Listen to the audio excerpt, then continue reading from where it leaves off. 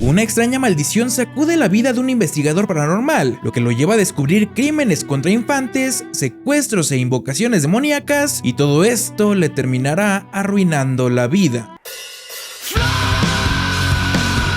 Los nombres de personas y organizaciones que aparecen en esta película han sido cambiados en parte. Lo que sigue puede herir la sensibilidad de algunas personas. Todo empieza con Kobayashi, un hombre que se dedica a investigar cosas paranormales. Su búsqueda comenzó en 1995 y desde ese año grabó cada caso con su cámara, dejando todo bien registrado. Sin embargo, en abril del 2004 terminó de grabar el caso más aterrador de todos. Poco tiempo después su casa se incendió. En ese incendio su esposa Keiko murió y Kobayashi desapareció sin dejar rastro alguno. Lo último que él grabó antes de desaparecer es algo para lo que pocos están preparados.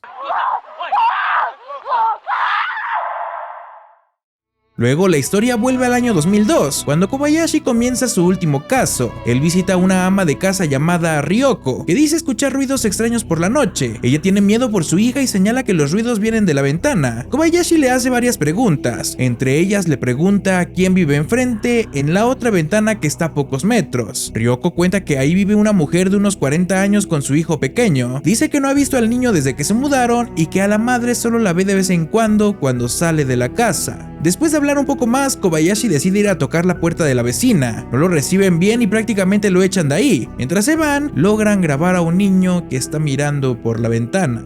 La investigación sigue. Kobayashi analiza los sonidos que Ryoko le dio y visita a un experto. El especialista primero muestra el audio sin tocar y luego el audio procesado. Kobayashi cree que puede ser el maullido de un gato, pero el experto le explica con detalle que las ondas suenan como el llanto de 5 bebés al mismo tiempo.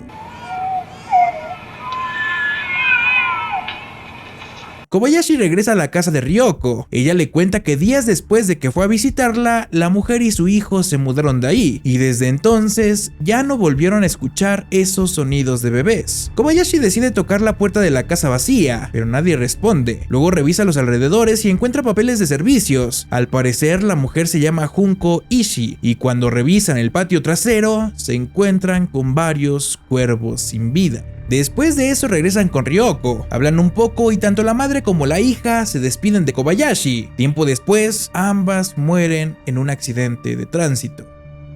Luego nos muestran un fragmento de un programa de televisión de agosto del año 2003. Era un show donde niños con habilidades de medium debían demostrar sus habilidades, como la clarividencia. A todos les dieron un frasco oscuro con un dibujo dentro, y ellos debían dibujar lo que veían usando sus habilidades. Cuando abrieron el frasco se reveló que era un doble círculo con varios detalles, un dibujo complicado, y solo una niña pudo copiarlo con total precisión. Su nombre es Hana Yano. Le hacen más preguntas del mismo tipo y ella acierta en todas con la misma exactitud. Eso hasta la quinta pregunta, donde dibuja una cara extraña. Después pasan a otro desafío donde deben hacer aparecer agua dentro de un frasco vacío y sellado. La idea es probar si pueden materializar cosas. De forma sorprendente, Hana Yano logra hacerlo. Aparece agua y también un cabello. Todos se quedan asombrados porque al parecer no hay ningún truco. El programa manda a analizar la sustancia y un especialista da los resultados y explica que el agua proviene de un río y que el cabello es de un recién nacido. Ese mismo mes de agosto, Kobayashi decide entrevistar a los padres de Kana. Así se entera de que la niña ha sido sometida a varios experimentos debido a sus habilidades. También pasa mucho tiempo durmiendo y tuvo fiebre leve, pero el médico dijo que no era nada grave. Además, las habilidades de Kana han ido desapareciendo. La madre cree que tal vez se esforzó demasiado en el programa y por eso perdió sus poderes. Luego pasamos al mes de octubre. Se muestra un fragmento de otro programa de televisión, uno que explora lugares abandonados y embrujados. Los presentadores invitan a una actriz llamada Marika para que los acompañen. Le preguntan si ha tenido experiencias paranormales y ella dice que sí. Cuenta que desde pequeña ve apariciones y que es muy sensible a todo este mundo. Cuando llegan a las cercanías de un lugar abandonado, ella empieza a sentir hormigueos en la espalda. Aún así, y aunque todos se sentían mal, deciden seguir adelante. No tardan en notar que hay árboles secos con una sustancia rara escurriendo por el tronco. Lo más extraño pasa cuando Marika dice que escucha la voz de un hombre y que alguien le habla en voz baja, pero nadie más oye nada. De pronto ella empieza a gritar y cae al suelo. La producción debe detener la grabación para poder ayudarla. Y un mes después, Marika y Kobayashi son invitados a un talk show donde hablan de casos paranormales reales. Ahí, ella cuenta que desde el momento que escuchó esa voz, no recuerda nada de lo que pasó después. Entonces el presentador anuncia que Marika será examinada por un psíquico único, un hombre llamado Hori. Su aspecto no es el mejor. Cuando lo presentan, Hori se queda mirando fijo a Marika y se da cuenta de algo. De repente se le tira encima y dice que ella está metida en un gran problema. También advierte que deben tener cuidado con las palomas, pero la advertencia es ignorada y por lo violento de la situación, Hori es reducido y Marika es llevada a un lugar seguro. Después de eso, Kobayashi se reúne con el director del programa. Él le cuenta que en el show donde exploraban el lugar embrujado, tuvieron que cortar una parte del video para no asustar a Marika. Luego de ver ese fragmento, Kobayashi se junta con Marika para mostrárselo. Ella queda sorprendida y dice que desde aquel incidente ha estado dibujando cosas raras y le muestra sus dibujos. Entonces nos muestran el segmento que habían cortado. Detrás de Marika aparece la figura de un hombre, pero desaparece tan rápido como apareció.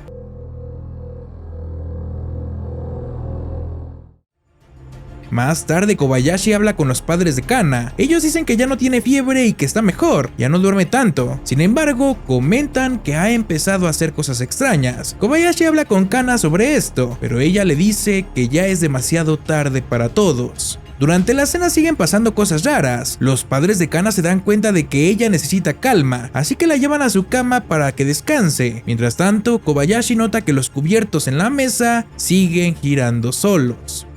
Después se muestra una grabación de un programa de diciembre. En él visitan al supuesto gran medium Hori. Hablan con sus vecinos, pero ellos dicen que es un loco y que no creen que tenga nada especial. La entrevistadora sigue con su trabajo y hablan con Hori. Él les cuenta sobre los gusanos ectoplasmáticos. Dice que están por todos lados y que se retuercen y se arrastran por todas las superficies. 20 días después de esa entrevista se descubre que Kana desapareció. Kobayashi se entera y habla con sus padres. Ellos le muestran que antes de desaparecer, un hombre se reunía con ella para hablar. Ese hombre era Hori, el medium. Sin embargo, la niña les había dicho que ese hombre no era quien la amenazaba. Luego le muestran a Kobayashi un folleto que apareció en el escritorio de Kana. En él ella escribió la palabra ayuda y dibujó varias cosas. Uno de los dibujos es muy parecido a uno de los que hizo Marika.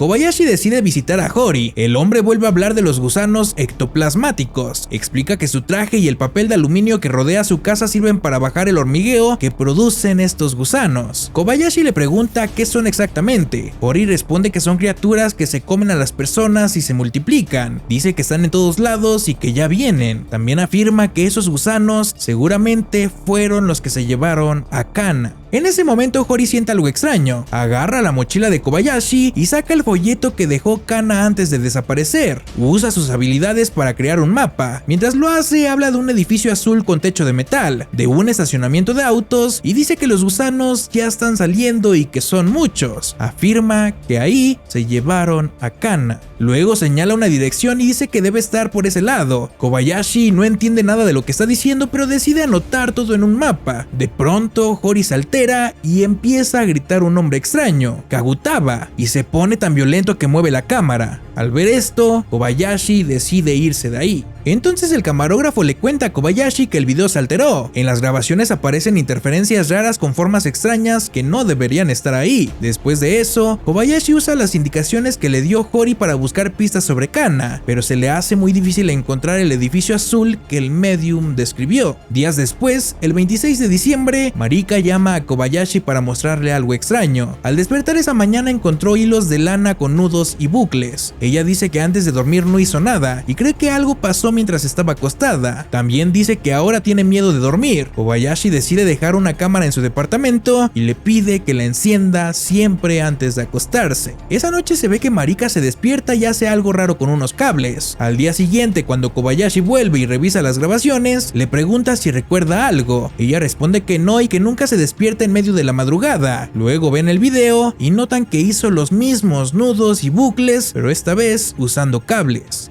En medio de eso, Kobayashi comenta que en el video se escucharon sonidos desde arriba. Marika dice que en el departamento de arriba vive una chica que trabaja en su agencia. Su nombre es Midori. Entonces deciden ir a hablar con ella. Cuando la encuentran le preguntan por los ruidos y Midori dice que no golpeó nada y que tampoco escuchó ruidos durante la noche. Luego le preguntan si le pasó algo raro últimamente y ella responde que no. A comienzos de enero del 2004, Kobayashi finalmente encuentra el edificio azul y también identifica el departamento correcto. Pertenece a una persona llamada Osawa. Toca la puerta pero nadie responde. Entonces habla con un vecino, quien dice que Osawa es un hombre de unos 25 años, que suele hablar solo y que casi no lo ve. También menciona que hace poco hacía ruidos extraños. Kobayashi pregunta si de casualidad por ahí no vio a una niña de 10 años, Kana, pero el vecino dice que no y que nunca lo ha visto acompañado de nadie. Aún así, Kobayashi sigue investigando. Deja una cámara grabando en el balcón de Osawa y en el video se ve al hombre agarrando palomas. Después de eso, Osawa desaparece. Kobayashi recuerda que el medium, Hori, había hablado de las palomas y había dicho que tuvieran cuidado, y por fin todo parece estar conectando.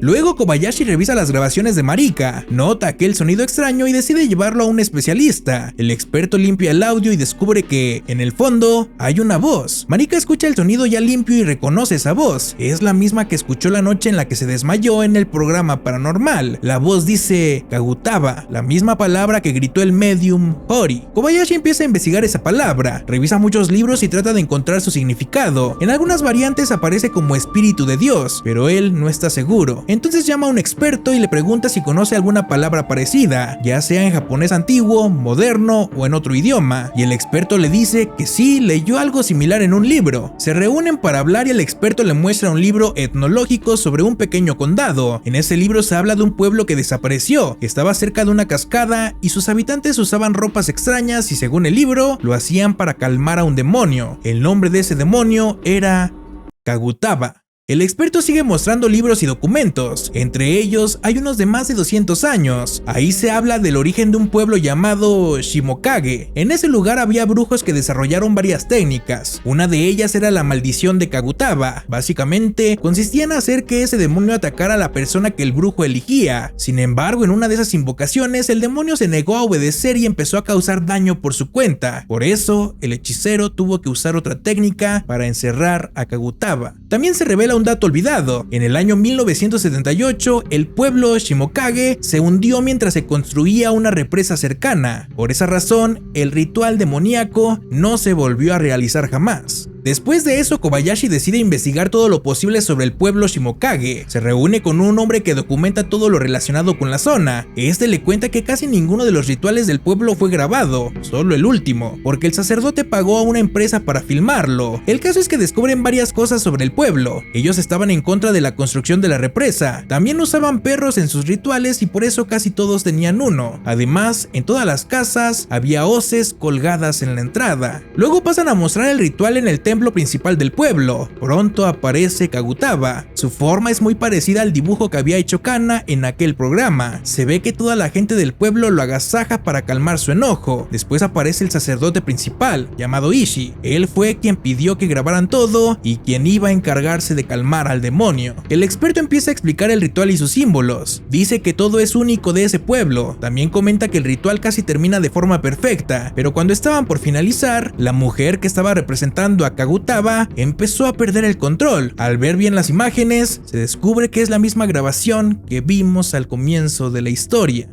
El experto explica que Kagutaba estaba en contra de la construcción de la represa. Kobayashi quiere saber si puede hablar con Ishii, pero le dicen que Ishii murió hace 7 años. También le cuentan que la única persona de su familia que sigue con vida es su hija, la misma mujer que interpretó a Kagutaba en ese video. Dice además que ella se mudó a Tokio en una casa cercana junto a su hijo pequeño. El experto le da la dirección, pero le advierte que es una mujer extraña y que tal vez ni siquiera lo atienda.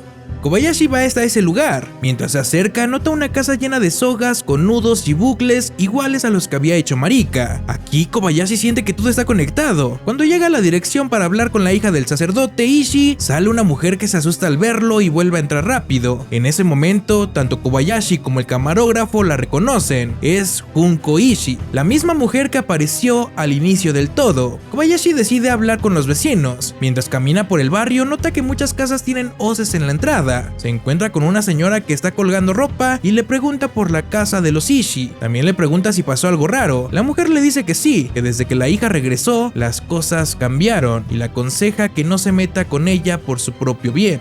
Kobayashi habla con más vecinos, pero varios le cierran la puerta en la cara cuando escuchan que quieren saber sobre Junko Ishii. Al final encuentra a una mujer que dice haber sido amiga cercana de Junko en el pasado. Ella le cuenta que antes del ritual que se vio en el video, Junko era una chica normal. Después de eso cambió y empezó a comportarse de manera extraña. Incluso decía que podía escuchar la voz de Dios. También menciona que Junko se fue a Tokio para estudiar enfermería. Kobayashi quiere saber si todas las cosas raras tienen que ver con la maldición de Kagutaba, pero en ese momento la mujer se levanta de la mesa sin decir nada y se va.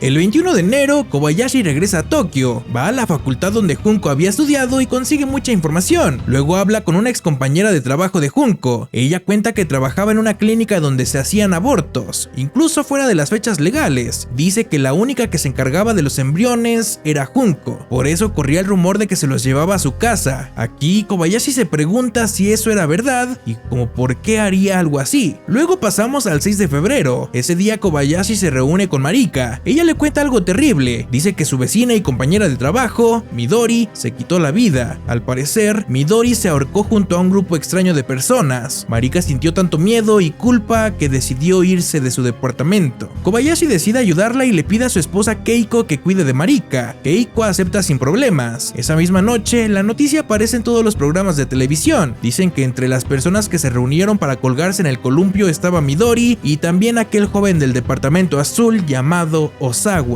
De esta manera Kobayashi regresa a ese edificio para preguntar por Osawa. Ahí le cuentan que al principio el chico era una persona normal, pero después de unos 6 meses empezaron los problemas. Discutía mucho con la vecina de al lado. Las peleas eran por el llanto de un bebé. Lo extraño es que la mujer que vivía ahí no tenía ningún bebé, solo un niño de 7 años. Al escuchar esto, Kobayashi empieza a unir todo. Saca una foto de Junko y confirma que ella también vivió en ese lugar. El 12 de febrero aparece otra noticia. Se trata de los padres de Kana. Al parecer el padre apuñaló a su esposa. Mientras tanto, Marika vive en la casa de la esposa de Kobayashi, pero cuando están por almorzar pasa algo extraño.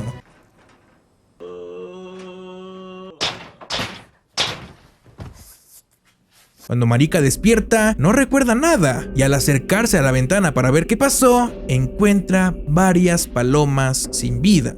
Marika se da cuenta de que ella puede ser la siguiente en morir y cae presa del miedo. Cuando llega Kobayashi, dice que irá otra vez a ver a Junko y que esta vez se asegurará de hablar con ella para resolverlo todo. Entonces Marika, como puede, recuerda al medium, Hori, quien les había advertido sobre las palomas. Ella piensa que Hori se refería a que las palomas representan la muerte. Con eso en mente, Kobayashi dice que deben ir a verlo también. El 13 de febrero van a la casa de Hori y le muestran el video de Junko. El hombre se asusta tanto que casi no puede hablar, solo confirma que hay algo muy malo detrás de esa mujer. Luego, ya en el coche, Marika tiene una idea. Quiere ir a la represa, al mismo lugar donde hacían el ritual. Esto para frenar la maldición de Kagutaba, y Kobayashi termina aceptando. Antes de ir, deciden hablar otra vez con Hori y pedirle ayuda. También mencionan a Kana y dicen que tal vez fue devorada por los gusanos ectoplasmáticos de los que Hori hablaba. Piensan que esos gusanos pueden ser el mismo demonio Kagutaba. Así van hasta la represa. Antes pasan por el barrio donde vive Junko, pero lo notan muy tranquilo.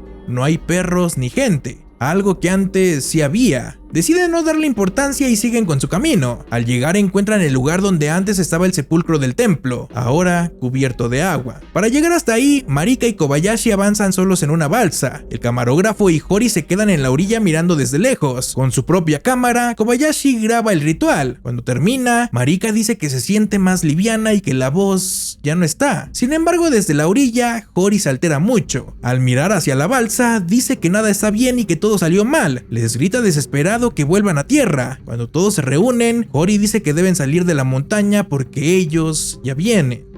De pronto Hori siente otra presencia, dice que es Hana, decide ir a buscarla y Kobayashi lo sigue, pero antes le pide al camarógrafo que lleve a Marika al coche y que se vayan. Hori se adentra en el bosque y empieza a oscurecer. En el camino encuentra perros sin vida, los mismos perros del barrio de Junko. Más adelante ven un sepulcro y luego una construcción. Hori llama a Kana varias veces y Kobayashi piensa que debe estar cerca. Mientras tanto el camarógrafo avanza con Marika, pero cuando ya es de noche, ella queda inconsciente. Él intenta ayudarla, pero de repente repente Marika despierta gritando y sale corriendo. El camarógrafo la sigue y la encuentra tirada en el suelo, quejándose de dolor. De vuelta con Hori y Kobayashi, ambos terminan viendo algo verdaderamente aterrador.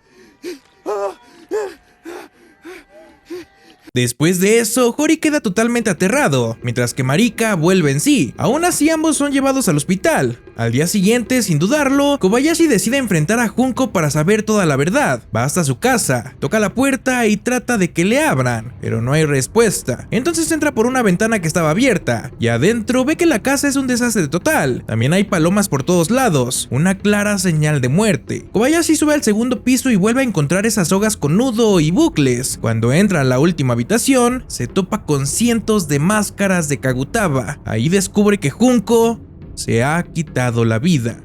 Mientras intenta entender todo lo que está pasando, encuentra a un niño escondido detrás de un mueble. También descubre a Kana, que está inconsciente. Al ver esto, Kobayashi decide proteger a los niños y le pide al camarógrafo que llame a la policía. Los cuerpos sin vida son retirados y poco después aparece la noticia. Se informa que Kana, la niña desaparecida, fue hallada ya sin vida. Y también se confirma que el niño que siempre vivió con Junko no era su hijo. Después de todo este horror, Kobayashi toma una decisión humana y desinteresada. Decide adoptar al niño. Para el marzo del 2004 ya viven juntos como una familia. Kobayashi le pregunta al pequeño si recuerda algo de cuando vivía con Junko, pero el niño casi no le habla del tema. Al día siguiente, Kobayashi se reúne con Marika. Ella se ve mucho mejor de salud y vuelve a su trabajo. Dice que nada extraño ha vuelto a pasar. Por otro lado, Hori fue internado en un hospital psiquiátrico y no le permiten visitas. Aún así, Kobayashi no deja de investigar el tema de Kagutaba. Vuelve a ver al experto que le había mostrado el video del ritual y el hombre le dice que encontró un pergamino llamado el método de Kagutaba. En ese pergamino se explica un ritual para invocar al demonio. Dice que se deben sacrificar perros y bebés y luego entregarlos a un medium para traer de vuelta a Kagutaba. Con esto Kobayashi lo entiende todo. Junko quería hacer ese ritual, por eso secuestró a Kana, ya que pensaba usarla como medium. Por esa razón le dio de comer los embriones que obtenía de su trabajo como enfermera en la clínica. Aquella imagen tan aterradora era Kana en medio del ritual. Después de entender todo, Kobayashi espera que ese horror haya sido suficiente y que la maldición esté contenida. Sin embargo, se muestra un video de Kana antes de desaparecer. En él dice que ya es demasiado tarde para todos. Luego se revela la verdad final. Noroi, la maldición, se completó. La casa de Kobayashi se incendió y su esposa Keiko perdió la vida. Kobayashi desapareció. 3 días después de este incendio, el medium, Hori, que había escapado del hospital, fue encontrado sin vida dentro de un conducto.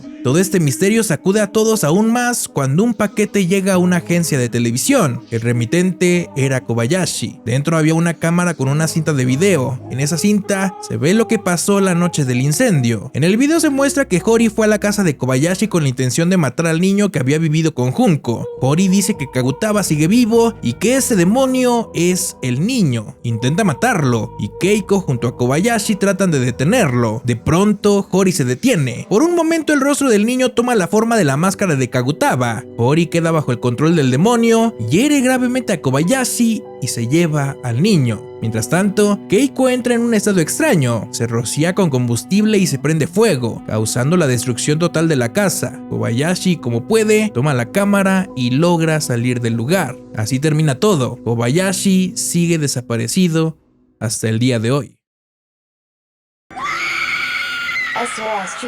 Kagutaba no es un demonio que pueda ser vencido, es una fuerza antigua, algo que no mata directamente, sino que se filtra, se esconde, observa y espera que alguien lo comprenda, porque entenderlo es permitirle entrar. El ritual falló hace años y desde entonces el mal solo ha estado buscando un nuevo recipiente. Aquel niño fue solo el inicio, un canal imperfecto, pero el verdadero objetivo siempre fue alguien obsesivo, curioso, alguien dispuesto a mirar más allá de lo permitido, y ese alguien fue Kobayashi. El final no nos muestra una victoria, sino una transferencia. Kagutaba no desaparece, cambia de cuerpo. La maldición no termina, evoluciona. Y lo más perturbador es que la película nos deja un mensaje claro. El mal no necesita ser invocado con rituales. Basta con observarlo, estudiarlo, grabarlo y basta con querer saber demasiado. Porque al ver ese documental, nosotros también escuchamos su nombre, también seguimos las pistas y también participamos. Tal vez por eso Noroi no tiene un cierre definitivo, porque porque la maldición sigue activa, porque Kagutaba sigue ahí y porque ahora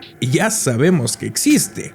Pero bueno, hasta aquí llegó el video del día de hoy. Sin duda alguna, un clásico ya del found footage que no se podía quedar fuera del canal. Déjame saber aquí abajo en los comentarios qué te pareció. También déjame saber recomendaciones para próximos videos de este estilo y si es que te gustan. Sé que lo mío es más lo criminal, lo slasher, lo brutal, pero creo que esto también es buen contenido. De mi parte es todo, coman bien, duerman bien. No olvides suscribirte al canal y seguirme en Instagram y nos vemos en el siguiente video.